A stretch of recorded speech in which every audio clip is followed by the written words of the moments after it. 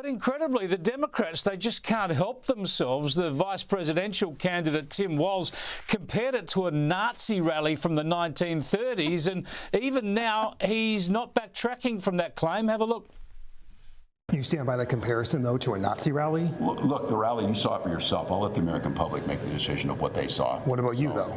So I know what I saw, and I'll just leave it at that. And even worse, the presidential candidate, the sitting vice president, refused to repudiate those claims. Do you find that a similar comparison?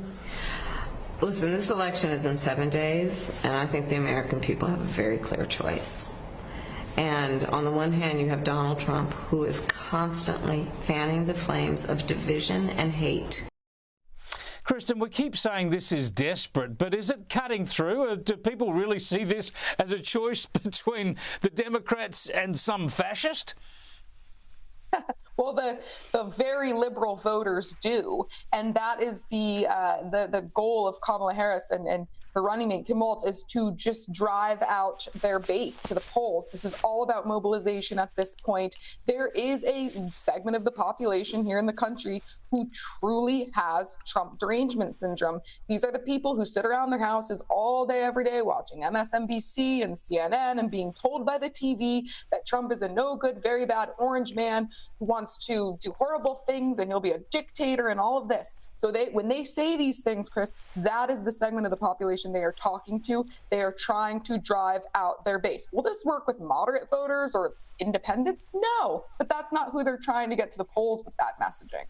Yeah, but that's what tells me that they're really desperate. They realise that they're behind in this electoral contest, and it's just their base. They have to get their base out there because they want to minimise their losses. We will see. I'll get to your thoughts on that in a moment. But one of the lowlights from that Madison Square Gardens rally for Donald Trump was the comedian. Tony Hinchcliffe is his name. They get a comedian to come on and crack a few jokes, and he cracked this one.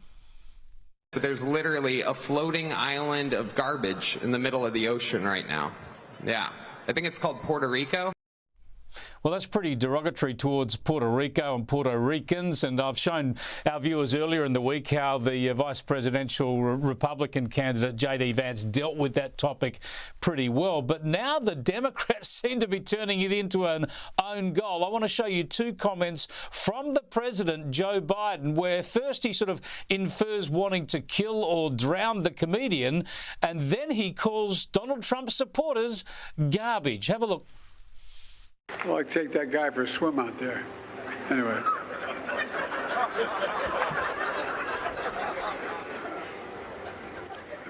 Stenny's looking at me. Don't get going, Joe.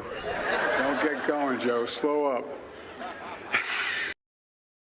Puerto Rico, where I'm in my home state of Delaware, they're good, decent, honorable people. The only garbage I see floating out there is just supporters. Kristin, we've been down this road before with Hillary Clinton and the deplorables. This is the Democrats slurring any Trump voters. Is this a pretty bad mistake just less than a week out from polling day?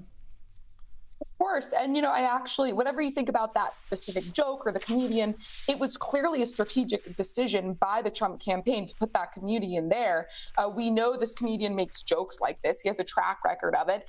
And now the Trump campaign has put the left and the Democrats in a position where in a week before the election, they're out there complaining and pearl clutching about a joke. The left is completely devoid of humor, and also they've trapped Joe Biden and Kamala Harris into making comments like the one you just referenced by Biden. So yes, this looks very bad. We all know how the deplorables comment played out for Hillary Clinton, and we may be seeing a repeat of that now, just a week before the election.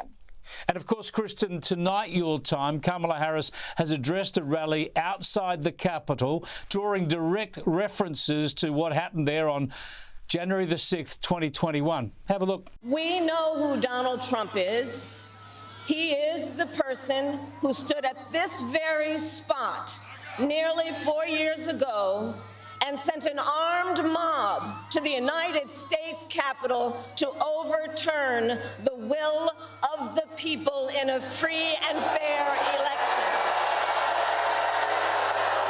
An election that he knew he lost. Americans died as a result of that attack. Well, Kristin, does this fall into the same category as the fascist attack, really trying to mobilise the base? We know there's all sorts of misinformation and errors perpetrated about what happened on January the 6th, including the fact, of course, the person who was shot and killed was a protester, and we had a police officer die of a heart attack and all the rest of it. What's your take on her tactic there tonight? When the vast majority of Americans hear Kamala Harris talk like that, they roll their eyes and they yawn. It just doesn't work anymore. They have been screaming for 8 years straight about Donald Trump being a big, scary dictator. Guess what? Donald Trump was president for 4 years. We have seen what he did. We have a track record there. We also now have a track record of 4 years of Kamala Harris. This line of attack, I just don't suspect it's going to be very effective this time around, Chris. Yeah, and Kristin, just quickly, do you see Donald Trump returning to the White House in January next year? If I had to put my money on it right now, I would say yes. All the momentum seems to be with Donald Trump right now. Yeah, fascinating stuff. Certainly the polls trending his way too. Thanks for talking to us. Can't wait to catch up next week. Really looking forward to it. Thank you, Chris.